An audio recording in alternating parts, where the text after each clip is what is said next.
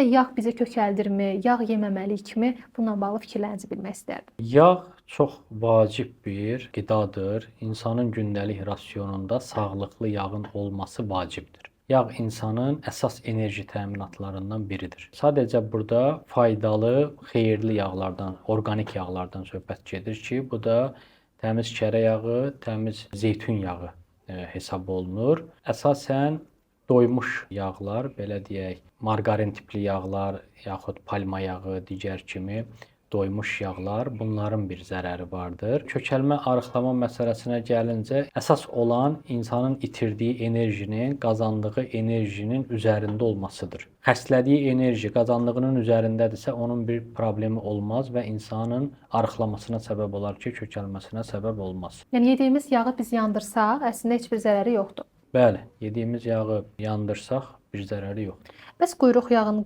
vurğulamadınız. Quyruq yağı olarmı yemək? Quyruq yağında pis xolesterin yoxdur. O baxımdan quyruq yağı ən təbii, ən xeyirli bir yağ hesab oluna bilər və rahatlıqla da, güvənliklə də istifadə oluna bilər. Bəs təzyiqi qaldırma məsələsi doğrudurmu? Təbii ki, quyruq yağında pis xolesterin yoxdursa, bunun təzyiqi qaldırması söhbəti də mifdir, yanlışdır. Yəni təzyiqi qaldırmır. Xeyr.